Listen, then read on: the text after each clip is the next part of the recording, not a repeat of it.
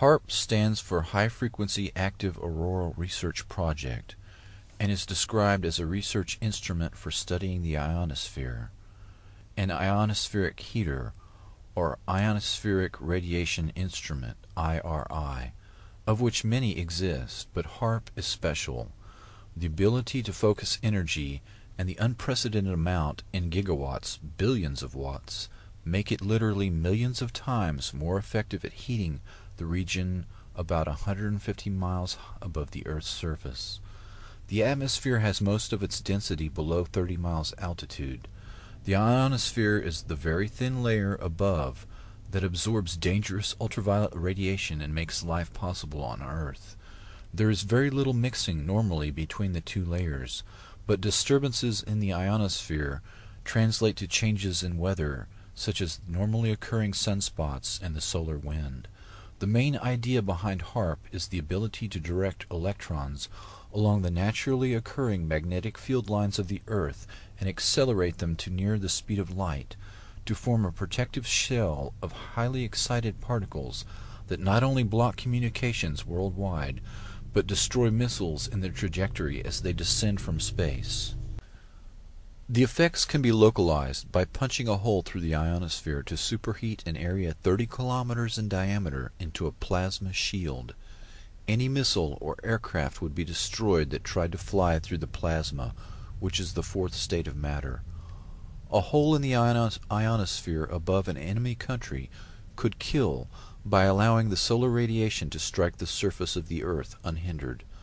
Weather modification can also be used as an instrument of warfare by manipulating the electrojet and the jet streams which dictate climate. The publicly stated aim is C3, or Communications, Command and Control. The margin of victory in war is to block or intercept enemy communications and to secure your own. The signals in the ELF range can be generated by HAARP and heard anywhere in the world, and are used for Earth-penetrating tomography, basically finding enemy submarines or underground bases. Volcanoes and earthquakes cause electromagnetic disturbances, and it is theorized that EM disturbances might themselves trigger earthquakes and volcanoes. Dr. Richard Williams says the high-energy experiments will generate the equivalent of the output of 10 to 100 large power generating stations, and that tests of these kinds could cause irreversible damage, unquote. HAARP is the world's largest electromagnetic broadcasting station and may represent an escalation in the electromagnetic wars. The project is a creation of the U.S. Air Force and Naval Research. Publicly, it is an ionospheric research instrument, but it can be used to control weather and do electromagnetic sweeps that can be used for mind control of large populations.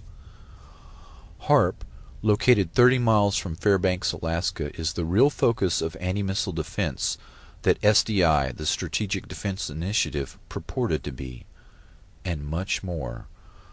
The public patent was titled A Method and Apparatus for Altering a Region of the Earth's Atmosphere, Ionosphere, and Magnetosphere.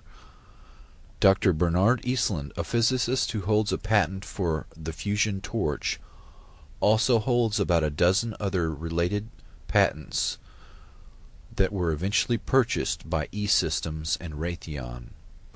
Patent number 4686605 claims the following uses: cause total disruption of all forms of communications over a very large portion of the Earth, missile or aircraft destruction, deflection or confusion, weather modification by altering solar absorption, also altering composition of the atmosphere.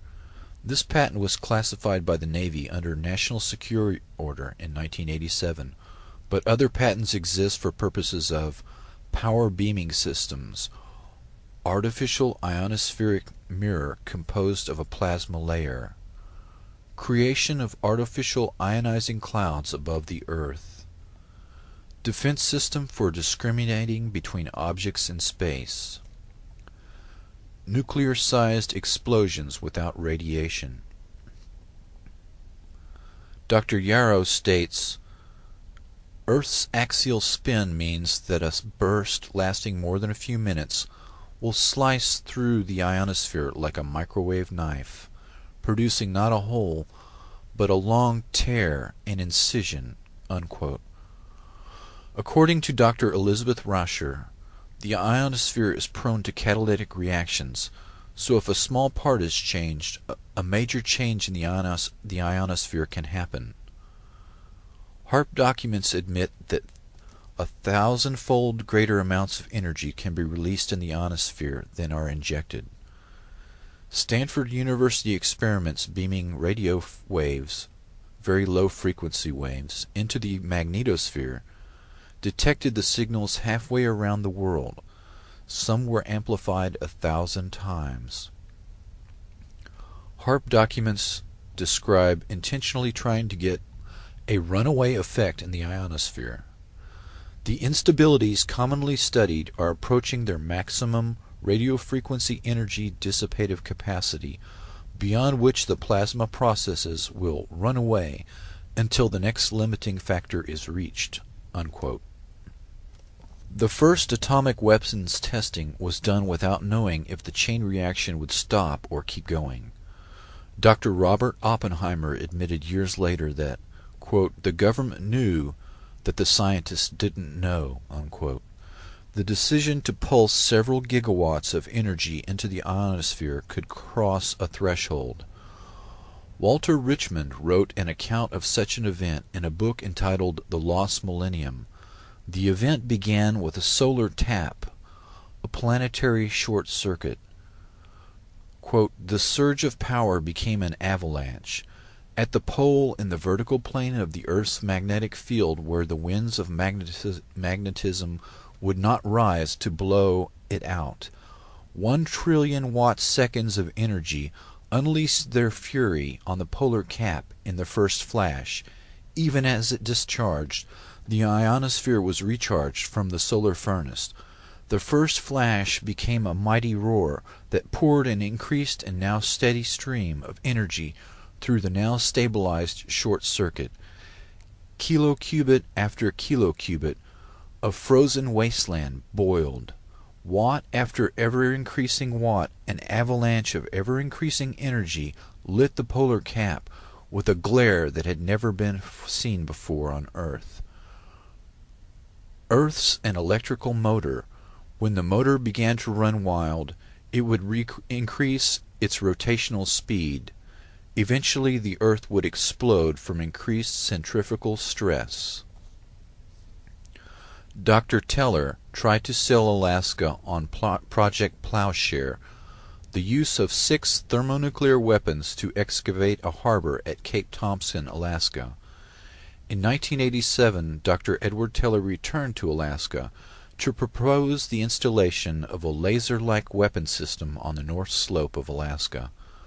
The weapon system Dr. Teller was trying to sell was classified and would not openly be discussed, but the presentations indicated this Star Wars weapon was in fact HAARP.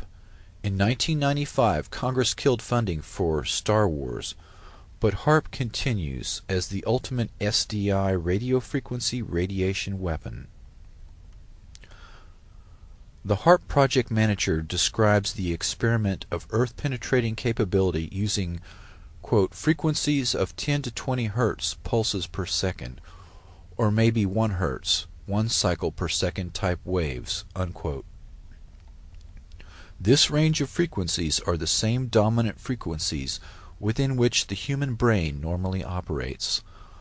Objections to non-disclosure of the biological effects of ELF on living things were ignored.